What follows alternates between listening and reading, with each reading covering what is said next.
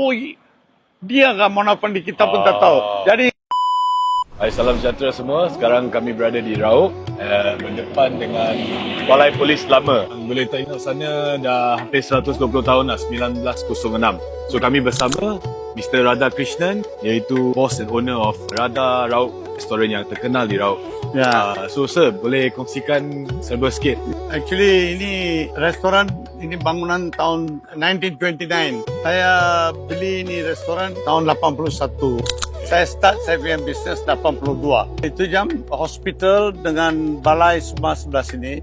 Yang ini yang paling lama punya main. Dia punya head office, police head office sini. I see. Depan sebelah sini semua dulu quarters. Police quarters, itu special branch, I see. police guard, semua this area. I see. Itu jam saya start bisnes sini. Apa-apa event semua mari saya punya restoran. I see. Dia orang makan jamuan. Tapi bila saya ada festival time 1-2 hari saja tutup 1 tahun. Lain terus kita buka. Jadi kita ini lama, banyak lama kita punya restoran. Jadi setiap VIP semua ada makan saya punya restoran. Memang asal daripada Raub.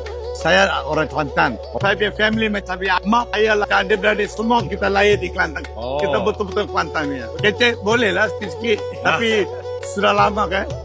Sudah lupa. Tahun 69 saya datang ke Pahang. Saya start small business depan bus station dan Business food food juga, business juga. I see. Slowly saya move sini lah.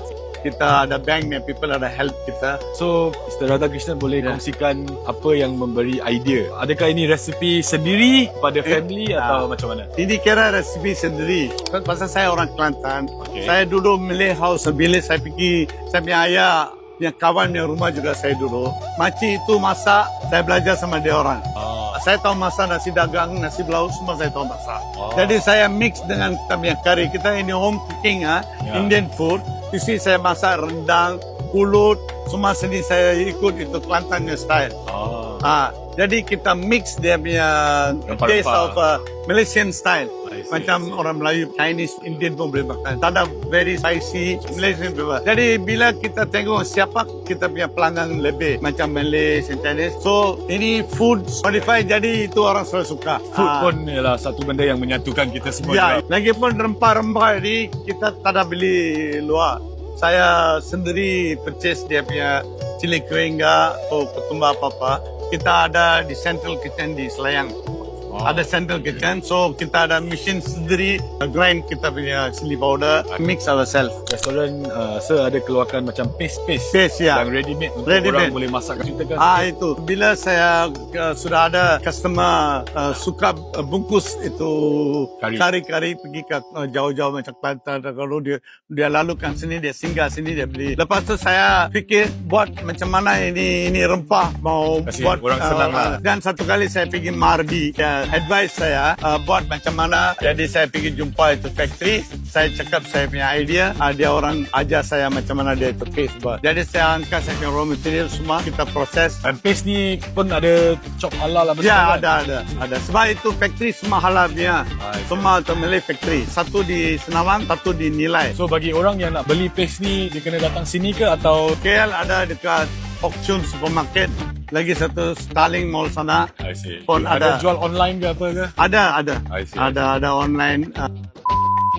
And also Lain daripada branch original dekat Raub ni, Mr. Radha Krishnan ada buka Radha Krishnan Kari ni kat mana lagi? number 1 first shop Raub. Okay. The second one dekat Gotong Jaya Genting. Oh, I see. Itu sudah 29 tahun.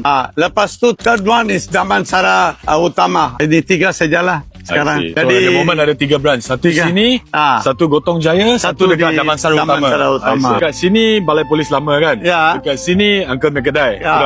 Sudah lama. Pada zaman tu apa-apa yang berlaku di area sini ke apa? Itu paling famous di Raub lah itu. Baik, selalu pegawai polis, investigation office punya orang Pada semua, masa tu lah. satu grup selalu makan, tak tahu mana dia orang pergi, saya tak tahu. Selalu saya nampak polis-polis datang Ini makan masa sini. 1993. Ya, itu jam. I see. 2-3 hari lepas saya baru dengar ada Mona Fandi punya case. Jadi itu jam selalu ada polis semua mari dia orang meeting. Dan itu juga saya tahu. Saya punya adik ada pasar di Raub, ada kedai vegetable shop. Okay. Mona Fandi itu dia kadang-kadang pergi beli sayur dengan dia punya family.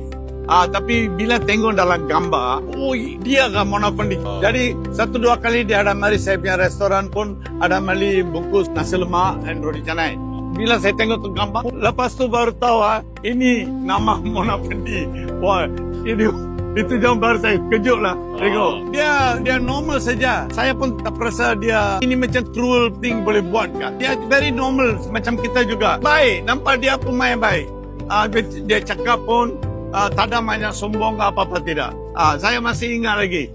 Saya pun tak boleh percaya dia lah buat macam ini. Ini satu kes tak boleh lupa. Selalu ini kes banyak lama. The whole route. Bila dengar dia punya nama saya sempat takut.